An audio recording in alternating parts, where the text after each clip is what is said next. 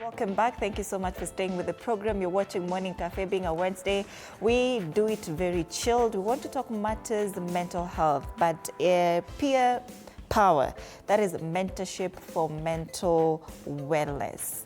We are talking about peer, you know, we usually talk about therapy, counseling when we're talking about matters mental health, mental wellness, mental illness. But today we are focusing on peer power. And with me in studio to help with this conversation, I already have my panel with me. Just right next to me is Cheryl Mageni. Is it Mageni? Yes, Mageni, that is a life coach. We have Winkate Barrio.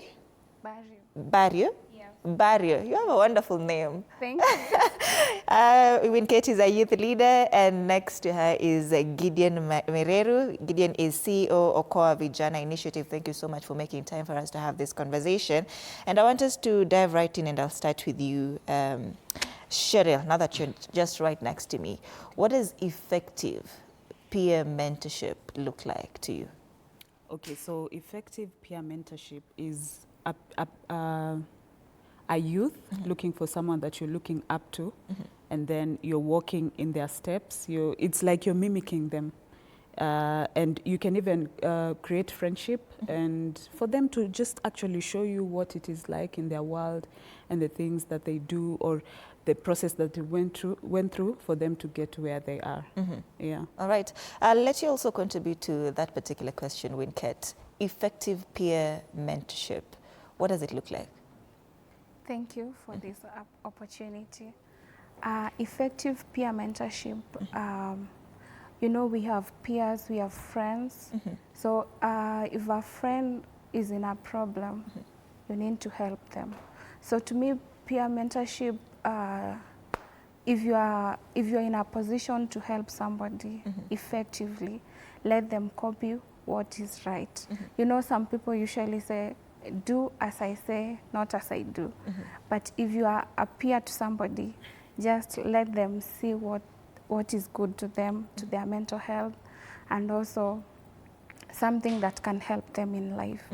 So our peers really help us. They are actually the best people. They are the best people to reach to in case you have mental health issues, because they are the ones who stay with us mostly. So to me, effective peer mentorship, if you have peers, let them help you. Yeah. All right. And Gideon, you're CEO of Okoa Vijana Initiative. I don't know if it's only for Vijana, like boys only, or Vijana, both women and boys as well, and men. How does effective peer mentorship look like in your organization? First, good morning, Kenyans. Thank you so much for this opportunity. My name is Gideon Mereru, the CEO of Okoa Vijana Initiative. And please, I can confirm that the Okoa Vijana is an entity that accommodates both genders. Let me just say that, the two genders, that is male and female. Because I know sometimes when you say Vijana, people categorize as the boys. Yes. But Vijana is a Swahili word which means general young people. I love the question that you have asked me, but allow me to answer in this way. When you say effective peer mentorship or even well-being of a human being, I'll just say when something is concentrated, it means that there is a process that is taking place. And effective is something that continues to grow, not in a negative way, but a positive way. So in general, effective peer is definitely something that generates a positive change to a humanity life, like mentoring somebody, supporting somebody, or advising them. It means that you're leading them to the right way, because you find something is in the wrong way, but you're able to divert it from that direction that is taking and now to the right direction. I'll basically categorize it as an effective peer mentorship, and that is in a layman understanding. Yes. Now that we've talked about effective peer mentorship, Gideon, I'll still stick with you there.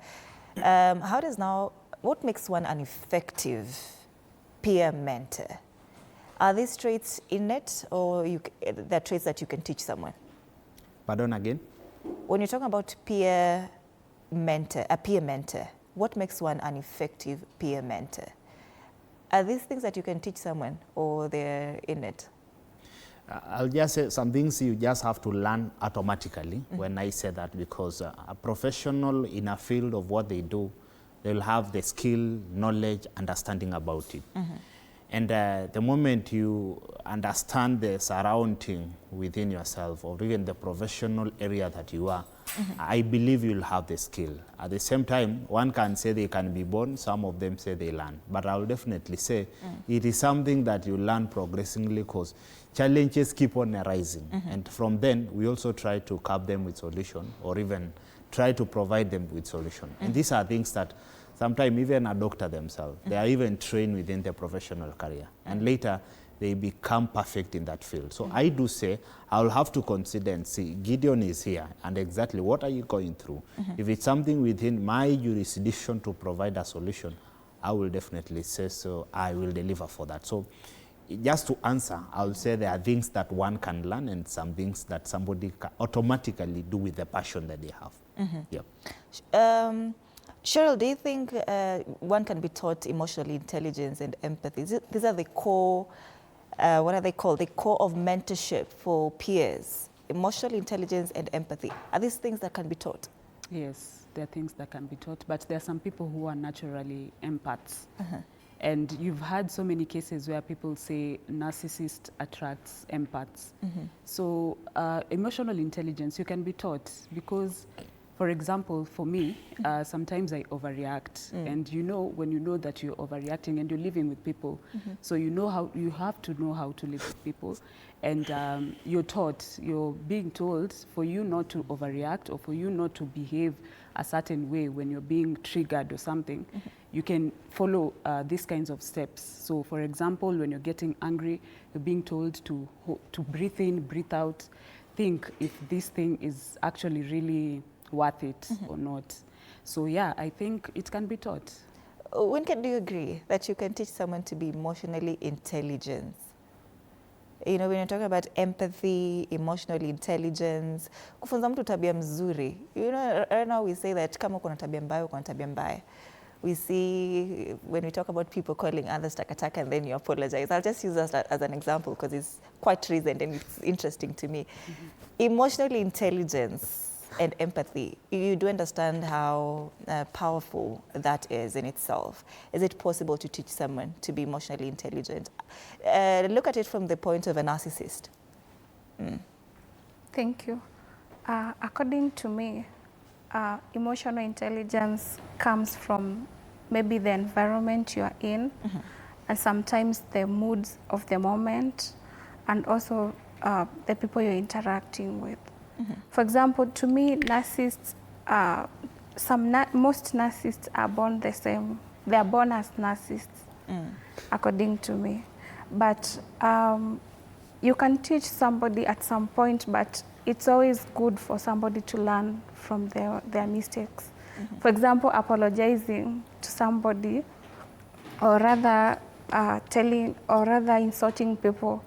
It's not something that someone needs to tell you, this is not good. As long as you are an adult, you have to think to yourself and say, this is not good. But at some point, unless you have other mental health issues that are brought by other vices in the society or other problems, but as long as in your own mental state, it is good to behave in the best way. And I'm asking all of you this question because I sort of disagree, and I'm seeing each of you agree that emotional intelligence can actually be taught. But let me welcome in Gladstone right now. Before, as we wind up on this particular topic, do you think you can teach someone to be emotionally intelligent? If that is not in them, can you teach them to be? I can't say you can teach actually, but you can influence someone to have emotional intelligence, because what is emotional intelligence? Just understanding what to do at the right time based on the situation at hand. For example, someone is angry, how do you go about that? Someone is frustrated, how you handle them? You are not feeling okay, you are dissatisfied. Something is maybe not going right with you. how do you react to that? How well do you compose yourself to handle this situation? So such, in most cases, they are inside of us, because everyone was born with solutions to everything.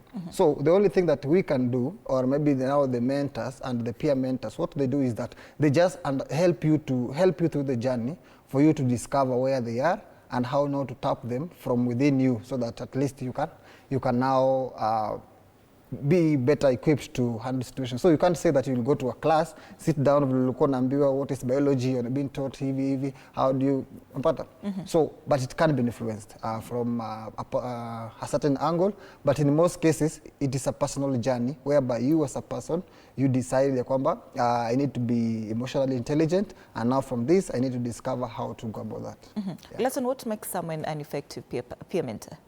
A peer mentor, one, you have to be empathetic. Because you need to understand what this person is going through. Alafu number two, you need to be non-judgmental, because you will hear cases. Maybe you are, let's say for example, I've been mentoring one boy mwenye alikuwa a drug addict. Then unamuongelesha today mpaka anaapa, anasema from today I'm never going to smoke bang, I'm not going to indulge in any type of drug. 2 days down the line anakupigia simu anakuambia, imagine leo asubuhi ili nilemea nikapata tena nimesmoke. Unapata. So you as a person, if you start to say wewe ni kama nikichongumu usikiagi watu have been wasting my time, vitu kama hizo. So unapata tena una frustrate. So you need to be empathetic, understand that living this thing is not an instant thing like a snap in a change. Then two, you don't just wake up one day unasema I was an addict, now I'm not. You see, so you need to be empathetic, one, understand that it's not easy. Two, stop being don't be judgmental. Be with them through the journey. Be an encourager. Unamwambia, then also be open. Be open-minded in terms of how you think and how you handle the situation. Akikuambia this way, unamwambia, I think this way works. Don't be too rigid. Unamwambia, pana, mimi ndio mentor wako. I know what is best for you. Because these people know what is best for themselves. And given that wewe uko pale, you are a guide. You're not there to offer solution. You're just there to offer a guide. Yenye mtu atajua, this is how okay, unamwambia, this is the way. Na pia kuna hii way, na pia kuna hii. Na pia kuna zingine inside of you that you think, easy nikizifikiria as a person, if I take them as a person, itakuwa easy. And for example, wewe ukiamua from today, you're not going to wear skirts. No matter what people do, you won't do that. But if we force you to stop wearing skirts, utavaa. Because it's not your decision, ni sisi tunakuforce. So that is how also mentorship happens when it comes to matters mental health. You don't give people solutions. You just give them healthy options. So from them, they decide to take one or two that works for them. Yep. So if you force me, I will not wear that skirt. You won't. Well, if I force you, if I tell you, from today, start your voice skirt. No, that is not your decision, it's mine. Mimi ndo nimekuambia. So which means you will be doing it because I have told you to. Not because you want to. Yeah. So eventually, at one point, hapa katika utasema kwenda Gladstone bana. Mimi, this is my life. I'll do what I want. Yes. I almost threw that word that you all know around on social next right now. But Cheryl, do you think peer mentorship is more powerful and has more value as compared to, therapy, seeking a psychologist's opinion, a counselor's opinion? Would you say peer mentorship works more? Yeah, it does, because this is someone you can relate to. You almost think alike, you're in the same peer. So when they tell you something, it's easy for you to listen or to even do what they're telling you to do. Yeah. And Gideon, is therapy an option that you give the women and young gents, or the young women and young gents that you have at Okoa Vijana Initiative? Are they exploring therapy, counseling, or they're leaning more towards peer counseling? I'll just say one thing, that prevention is better than cure. And I like my brother Gladstone that he has given out an example of wearing a skirt. I think that will not be one of the things that we can focus on, and on a light note. So saying that, what are we providing as an institution that actually represent the interests of the young people? And I will just mention that. Actually, one of the focus area that actually we focus on is mentorship and counseling. because now we have to engage these young people, and we have to come into agreement that everybody is undergoing this problem of mental issues that we are affecting. I don't mean that we are mentally challenged, but it is a reality. People have stress, either of economy that we are experiencing, either because of our living of standard. But you have given an example. As an institution, how are young people preferring the peer mentorship or the counseling that is actually in relation to that? But I do see they listen, because sometimes, based on the problem that they have, if you keep encouraging, advising them and telling them it is possible, let me just use that word for lack of better word, they listen. So sometimes when you counsel and advise them based on what or the scenario they are, I think they preferably chose that. Yeah. And when Kate, I want to draw something from universities and high schools. You see the way we used to have peer counselors, and I wonder if they were trained for that particular role that they were being given, keeping in mind how important it actually is, a peer counselor. First of all, do you think that they should be trained, a peer mentor, for that? Or you just wake up one day and decide that you're a peer mentor and you're going to talk to these young girls and men about 1, 2, 3? No, they should be trained on that. Yeah, according to me. Because as a peer mentor, you have to know how to handle someone according to the problems they are facing. So you can't just wake up and say, I'm a peer mentor. You have to at least learn something about peer mentoring or counseling, because there are some, maybe we are told as a peer counselor, you shouldn't expose what a person tells you. Maybe somebody has a problem. So if you are not trained on how to handle people or how to handle secrets of people, you cannot be a good peer counselor. Or a peer, you can't be a good one. So you cannot be a self-proclaimed peer mentor? According to me, you can. You cannot be. Yes. Gladstone, I want us to break it down. We're talking about peer power, mentorship for mental wellness. We have mental wellness, we have mental health, and we have mental illnesses. Break it down for us. I know you love explaining such things. When you're talking about, these are 3 different things: mental illness, mental health, and mental wellness. Well, yeah, there is a correlation, but also there is a difference. So let's start with mental health, because it's the one that many people use every day. So, well, what is mental health? Mental health, we just say, is a state of well-being. And when you say a state of well-being, it means it can change at any time. You see? That's the meaning of the word state. Because like physical health? Yeah, it's physical. For example, my sister here is happy now, right? Are you happy, Sharon? Yes. Okay. Then something happens, maybe loss of something, not necessarily, maybe she loses the phone, right? God forbid, yeah? So you find that the emotions changes. Then all of a sudden, a savior from somewhere hapo, kuna DCI alikuwa anapita around, akaona the guy running, or maybe just a security officer, akamshika, akachukua simu, akamrudishia. So all of a sudden again, he was happy, sad, happy again. Because now I have my phone back, that relief. So Simona, I made it through the emotions. So there is that state. So it's a state of well-being where a person, now you as a person, you are able to handle the stresses of every day. Because kila siku tuko na stress. Stress ya kwanza, traffic, stress ya pili, houses, stress ya tatu, family, relationships, and all other stresses. There are so many stresses. So you are able to handle all these stresses of life, and also you are able to realize your abilities as a person. You know, I am I'm a good news anchor, I can do reporting, you know your abilities, okay? Then lastly, when you are defining that, is that you have to be making positive contribution to your community. So when you do all those 3 things, it means your mental health is okay, because you are able to handle stress, you realize your abilities, and you are making positive changes to the community. Then when it comes to mental illnesses, these are diagnosed, clinically diagnosed diseases or conditions that affect a person. For example, mtu akikwambia you have anxiety, you have depression, you are schizophrenic, it means now you have a mental illness. So that is a ugonjwa. Tumesema Kiswahili ya kawaida ugonjwa. Yenye imepimwa ukaambiwa, for example, umeenda pa Mathare, ukapimwa wakasema yes. Akona all the symptoms of anxiety, akona all the symptoms of depression, schizophrenia or bipolar or any other. So that is mental condition. Now mental wellness is where now by people, it's a broad term where people now use just to interchange it between it from mental health, because ukiambia mtu nataka kukufunza kuhusu mental health ana feel stigmatized, anakwambia hiyo ni award for watu wako madhare, mimi sivyo mwenda wazimu, unaona, mimi sio kitu fulani. So mental wellness, we just try to broaden it. Tunamwambia we are not talking about you being mgonjwa, we are talking about how you can keep yourself healthy and strong. So whereby una incorporate those physical activities, hizi mentorships that tunaongelelea, and any other thing that can help you to remain sound.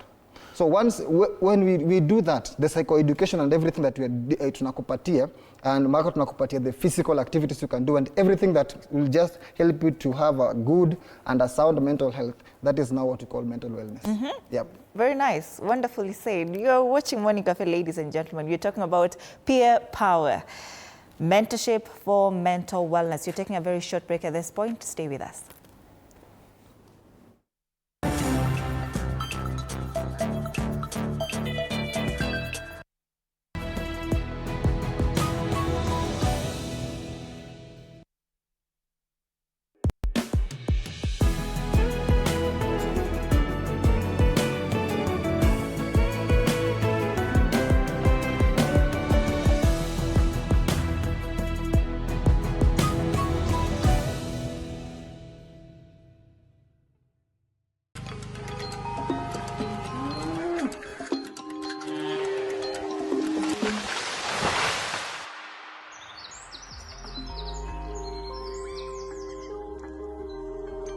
Our world is changing every day, and so should we, for the better. Each week, we tackle the big why, the question that should be on everyone's mind. Why isn't this fixed yet? Deforestation, global warming, and the adverse effects of climate change. The future isn't just something that we inherit, it's something that we create. Join us on The Green Fix as we tell the stories of those who refuse to give up.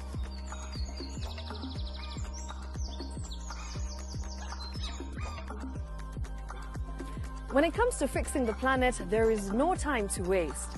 Join me, Shiksha Arora, on Thursdays at 9 p.m. on The Green Fix as we look into the big why, you and I.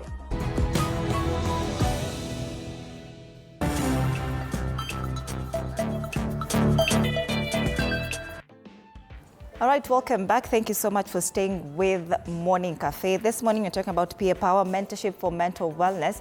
And I want to welcome you to be part of this conversation on our socials, TV47 Kenya on Facebook and on YouTube, on X.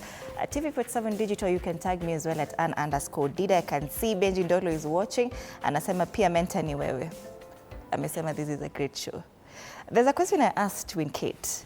Thank you, Benji, for watching the show. There's a question I asked Kate about universities and high schools about peer counseling, right? And I want to ask you, Cheryl, do you think universities are exploring this model of peer mentorship, this peer counseling enough?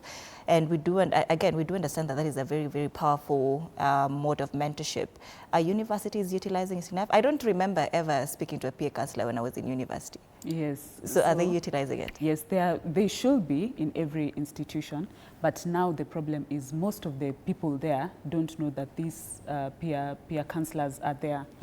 So if you don't know, you won't really go and see them. You know, I think when you're getting into a school institution, you're supposed to be told that peer mentors. So if you're feeling some type of way, you can go and talk to them. If you're stressed, like the way Gladson was saying, you can go and talk to them.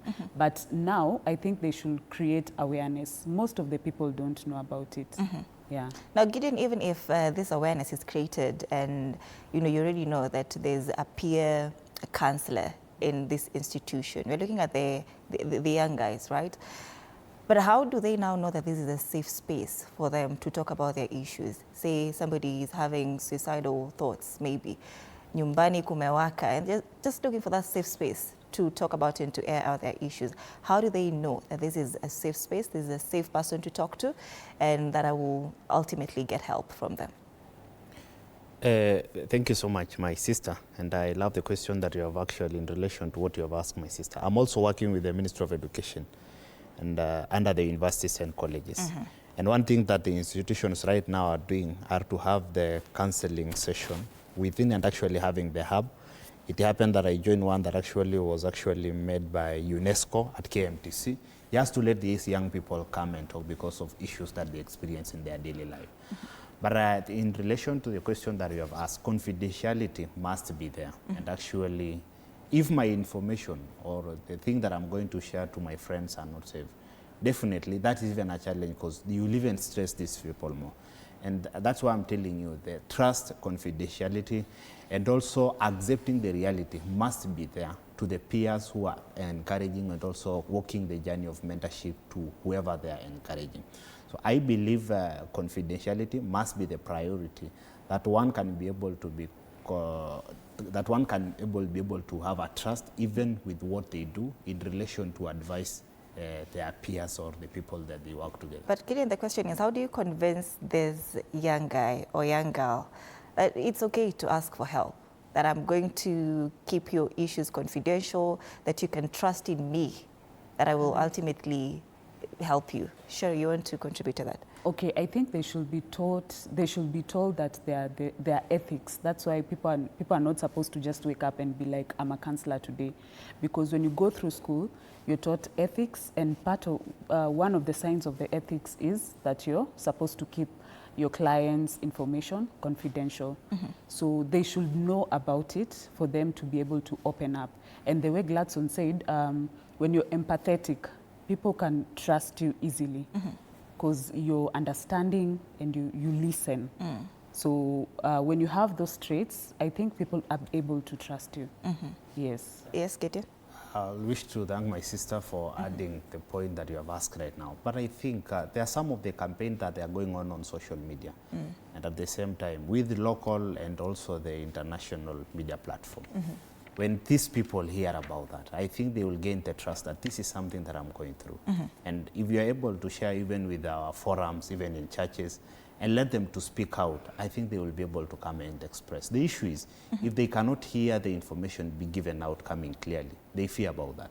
But if they say it's something that everybody is advocating for, I think everybody will be proud of. And let me just tell you, what happened in 2010, was it in 2010, when actually we are fighting against the campaign of anti-FGM. I think back then it was a challenge. But when campaign was done and actually that sensitization was created to the public, everybody adopted and everybody was able to speak up. The raping cases that we are experiencing, I think you have heard people telling them, come out and speak. Because sometimes a girl may be raped, but they fear, how will the society take me with? But now because of the campaign, because of a platform that has been created for them to talk about, everybody right now has the right to exercise, they have the right to talk about, or even somebody being harassed, they can even go to the rescue center and speak out of their right. Yeah. All right. Do you have mental health? Do you have mental health, Winket? Yes, I do. Wonderful. I thought you were going to say, no, I do not. Because I know Gladstone already told us that mental health is just like having physical health. You're alert. I love that. Gideon has mentioned something about social media. Do you think it helps in terms of peer mentorship, Winket? Yes, it helps. Yeah. And it's still on social media, Gladstone, now people are just showcasing the happy side, right? Yeah. People want you to see what they want to see. No one is ever posting about, people post, but a few people say about, talk about their struggles online. But how do we now leverage on this platform to make it genuine place for peer mentorship? One of them is just encouraging people to be authentic and validating all emotions. Because once you start validating emotions, people will start will normalize the conversation. Juu kama sahi, watu wengi inaitwanga ni paper over cracks, whereby you are suffering, that the only thing you can show people is you having money or the affluence, but nothing else. Ukitoa hiyo, kuna mtu alisema kuna watu ukitoa pesa kwao, they are nothing. No. So that is the only thing they can show you, because that's the only thing they are sure of when it comes to their life. So ukipata mtu ako hivyo, it becomes difficult. Now, the reason is simple. Watu wanataka wapost kitu yenye, people will not feel woye. People will be praising them na kuambia show us your way, vitu kama hizo napata. So people want to floss, but they don't want to actually say, hata kama niko na pesa, there are other struggles that I'm having. So once we start normalizing these conversations pale kwa social media, whereby now people open up those spaces tunaweka, let people speak their minds, because when we do that tunapata mayouth, especially mayouth, watu wengi wanakuangalia, unaangalia huyu rafiki yangu ako 25 ako hapa, huyu ako 30 amefika hapa, huyu amemaliza tu shule juzi ashapata job. So unapata wewe mwenyewe unaanza kujiona I'm not good enough. So what do? Ndio ukue the same way na wao, juu anyway mlitoka shule the same time or you went to the same university, you'll start, utaanza kufake. Weri ukope pesa uingie tu a fancy hotel upige picha upost. Eri uombe mtu nguo vile watu wanaomba but then niko na event fulani next week nataka niende. Unaomba nguo na viatu unaenda nazo. Unaona? So that at least when you take photos, you start unakaa ni kama mtu mwenye ameingia kwa hiyo rank. So you start faking it until you make it, which is a dangerous trend. So what you can do ni let us allow people to be vulnerable. Let us validate all emotions. Mtu ukipata mtu ni ana feel disappointed with life, don't tell them wewe ni mtu mkubwa, behave yourself. Unapata mwambie it's fine, it's okay. We always say it is okay not to be okay. No, mwambie it's fine, it is okay to be frustrated. It makes you human being because it means that you are able to show your emotions. You are able to show your feelings. So mwambie hivyo. So ukimweka hivyo, yeye akiwa mtu wa kwanza kusema. There's a time niliongelea hapa kitu kingine nikasema kwamba there's a man who got drunk akaamua ku open up about the struggles of relationship yake. Wakati ali open up, all the men in the table wote wakaanza kuongea of the same thing, wakasema wait, so pia wewe umekuwa ukiface the same thing, pia wewe umekuwa ukiface the face. Sasa it took the first person kuongea on the same, so the rest wakafollow. So it just to start somewhere, and whereby now ni mtu mmoja hata anaweza open a space aseme mimi kama Gladson I'll be hosting a wellness space pale X, pale TikTok or wherever, you just go live. Instead of you tap the screen, you change vitu kidogo. Una get, unaambia watu let us talk about our mental health. Now, start by yourself. Don't make yourself a superhero. Uanze kuambia watu vile wewe unaga stress, start being vulnerable as the first person. Unaona? Hiyo hata sisi wakati when you are talking about, when you are mentoring other people, we don't appear as superheroes. In fact, it's wrong for you to appear because you will demoralize the person. Hata shindwa, na huyu kama anaga issue kwani mimi ni nani? I mean, does it mean I'm not a human being? So once you in fact hizo stories unapeana, personalize them as much as possible because kila mtu akona struggle. So mwambie hata mimi I'm not perfect. I'm struggling with this and this and this, but this is what I'm trying to do. So peer okay, wait. So actually we are speaking the same language. Alafu remember, for you to be called a peer mentor, who is a peer? A peer is a person that you share something in common. And in most cases, because in this case you're talking about mental health, it means you are sharing the same struggles when it comes to mental health. So hapo ndo muna stick. Ongele about your problems, then yeye pia feel okay. So huyu ameniambia zake, so acha mimi nimwambie zangu. And from there, you create a big cycle of people wenye sasa they are able to speak about their emotions, they are able to speak about their things. Kama wale walevi walisema kwamba now kama sisi wote tunaface hizi vitu, we need help because it looks like atuko wote poa na tuwezi saidiana. So utapata pia hao wengine they will start looking for help. Interesting. But Cheryl, do you think it's actually working or it's a toxic place as it stands? People are just showing you what they want you to see, the good side only. And sometimes you're scrolling through social media, TikTok sana, and you find these big influencers or even Instagram, and you see comments of young girls telling these influencers, you're my mentor, you're my mentor.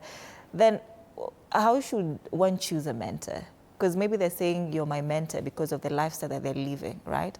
And you're saying that ukiwa in a place that maybe not now you cannot get there, and then now that pressure gets in. Is social media helping or is it a toxic place? I think it's a toxic place because most young girls don't know that these people are faking. Like there's this colleague of mine, she's still young and she's telling me every time she's getting into TikTok, she's seeing people younger than her, have made it and things like that. And I always tell her, people just want to show you the best side. They can't show you their struggles. Because even me, I'm a content creator, I'll only show the best side. So I feel it's toxic and we should just pick what works for you. And if you want a mentor, get mentors who are in the path. For example, if it's career, if it's business, get those kinds of mentors. But the influencing, and I'm not saying it's bad, but just watch for entertainment, but don't be envious or something like that. Yeah. Gideon, I'm wondering if this pressure is also among the men as well, because women give each other so much pressure, especially on social media. Would you say that men also face pressure from their fellow men, on social media? In relation to actually social media, I think we need to be in agreement that the world we are going, people are transforming back to tech, and of course, they have not to come into physical contact. And social media to the young people is the priority. So we agree that majority of them are speaking out, they're able to follow up. And some people, even the mentors themselves, can come and showcase exactly what they do in their daily life and what they have passed through, even on the social media. As a young person, I may not be able to access, but you find the problem that they are posting on their social media is the one that I'm undergoing. So if that person is able, in fact, I will be able to learn, I will be able to be encouraged. So I think the tech industry on social media is one of the things that we need to embrace, and the world is going there. But in relation to men, I do say, tunapitia mengi kama wanaume. And actually, it's a reality. I don't know how Kenyans will comment, but you find, even in matters of relationship, it's hard for you to find a man talking what they are going through or shit they are going through within their family, within their workspace, the discrimination that is happening. But sometimes tunasema tunavumilia, as my friend have said, you fake it until you make it, or you find you try to bear out. So it is a challenge actually that is there, and sometimes you find ikilipuka, it causes harm. And that's why right now somebody can even go, they take drugs, just try to curb out what they are going on their situation. But we do wonder, this man is a drunkard, this person is, are they doing this? It's a challenge. And recently, and allow me to quote that, we have seen what happened at one of our apex house, that is State House. A person gone there, kill an officer. You find what was a challenge. This is a person that was arrested, and he said he was sent by Satan. So there are several questions that we are asking ourselves, what is happening? And when that person being interrogated, you find maybe they have been going through a lot. And it is true, it's a challenge within the men's space. Yeah. So pia nyinyi mnapeana pressure to pressure, men to men. Are you giving each other pressure on social media, Gladson? Yeah. Yes. Forex. Forex. You know, Forex has also lost meaning, but that's beside the point. Still on that issue of social media, there's a lot of bullying on social media with kids. Is this something that you would bear if, I want you to try and put yourself in the shoes of somebody being bullied on social media. And on X is very, very prevalent there. Sometimes you post a photo, and I saw somebody posted a photo recently, and her caption was, "Please don't bully me, I'm so tired." So do you think that is in any way helping people deal with the mental challenges that are already existing? Thank you. According to me, social media has both positive and negative impacts as long as mental health is concerned. Because social media helps in reaching many people, because what you cannot do physically, you can do it more better online. So social media basically just helps us to relay information to many people and to reach out to many people. But there are other challenges as long as mental health is concerned. For example, social media can also tamper with your sleep. And you know, sleep is also essential for mental health. If you take more time on the screen, it can make you not to sleep well. Number two, the cyberbullying. Some people, if you join online, especially TikTok or even X, if you don't have a good Thick skin. Yeah, you can fall out. There was a day somebody posted a video after some time, is a person on social media. And then he came back when he's already fat, the physical body has changed. And then people were like, have you been feeding on people's gifts? Such comments, you know. Sometimes the comments can mess up with your mental health. And also, to me, it's somebody to make, it's upon everybody to make social media a safe space for them. If you feel it is tampering with your mental health, please don't indulge in it so much. You'd rather read books, watch movies, or do other things than being on social media. All right, Glanzo, let's talk about the society and the perceptions that society has on topics around mental health, the stigma around mental health issues. And do you think that maybe the stigma that society has affects the willingness of peers to seek help from their fellow peers? Yeah, sana na it is something to in fact that is the biggest stumbling block when it comes to fighting matters, opening up, being vulnerable and seeking help. Because the society in its own, the way ina perceive mtu ni different. For example, as a man unaambiwa you need to deal with your own issues. No one is here to help you. Kila mtu ana deal na issues zake kivyake, unaget. Sasa mimi unaniambia zako, zangu nitaambia nani, unaget. Ile kama ile mtu anakuambia unapata mtu anakuambia habari zako, anakuambia utaziweza. Unaget. Sasa Right. vitu kama hizo. So no one is receptive and welcoming when it comes to hizi vitu. So what I think the society, for example, raise a man. When a man is raised, unaambiwa you will have a family, you have a wife, you need to get a job, you also need to put yourself in check, vitu kama hizo. Yani unapatiwa zile roles and responsibilities that they think as a man you should do. As a woman the same. But hakuna mtu yote mwenye anawaambia kuna time itafika in your life where you'll face this and this and this, and this is what you'll need to do. As a lady, these are some of the challenges you face as a lady growing up until you become a mom, and they will be there with you, na pia based on your ages. Maybe one day we'll talk about this, the phases of a lady, how you start from ukiwa a girl to a woman. Kuna changes zinakuja hapa katikati, and no one is mostly kunanga watu wanakuanga prepared for that. So unapata society, as much as it holds the biggest responsibility, au ndio wala wanaitanga wana demonize everything. So it becomes very difficult. So I think they can do better. We can do better as a society when it comes to helping people seek help. And when we talk about a society, it means even churches, schools, and everything that is just around us, because society ni kubwa. So when we start having this conversation, I was happy niliona the other time we were welcomed to a church. Now we were given a whole service to speak about mental health. And that is something that ilinifanya nikafeel wow. So actually the church is finally opening up to all these things, because hata unapata huyo pastor akaniambia I never knew that one of my congregant mwenye alikuwa rebellious kumbe alikuwa na mental health issues. Mimi nilikuwa nafikiria tu ni mtu mwenye ameamua kukua hivyo. Unaona?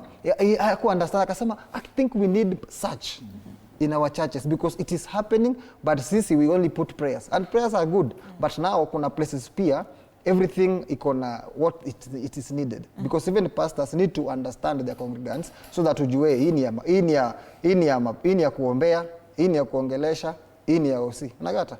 So that at least we have that variety and also peer that understanding. So society still has a big gap that we hope to fill soon, so that at least we can now narrow down when it comes to access to care and services. And Cheryl, maybe what are some of the barriers that you've observed, or maybe this could be among your friends, that hinder conversations around mental health among peers? First of all, a lot of people don't understand mental health. It is just recently people are starting to embrace mental health. And then also the fear of being judged, because now I just want people to see me some type of way. Naishi poa, na feel poa. So when I come to you and start telling you, hey, by the way, Gladson ananichapanga, Gladson you know, I don't want to be vulnerable because of fear of judgment. So fear of judgment, lack of awareness, yeah. And when Kate, some of these mental health challenges that you think peer mentorship can really help as compared to how, say, maybe therapy would do? Please come again. Talk to us about mental health challenges that you see, mentorship, peer mentorship that would address better as compared to therapy. Mental health challenges. Gideon, you can help her if Yeah, please, Gideon, you can help with that question, first. or even Gladson.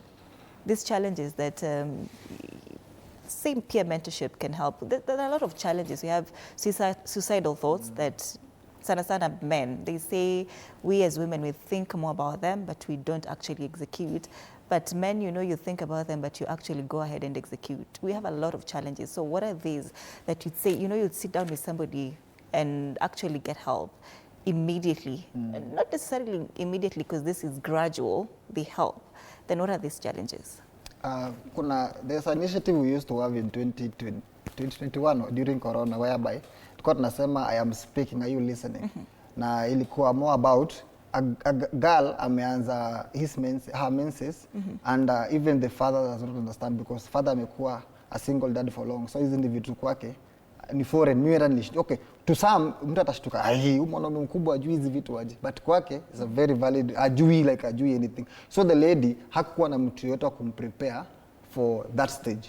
So napata. So kwake hiyo ilikuwa so frustrating, anashindwa nini imehappen, and imagine a lot of things. So what happened ni the lady was brought in to a group ya under 13s who were being taught about life and everything about that. And she was so open, akasema hizi vitu mnasema hapa zote ndio nazisikia for the first time.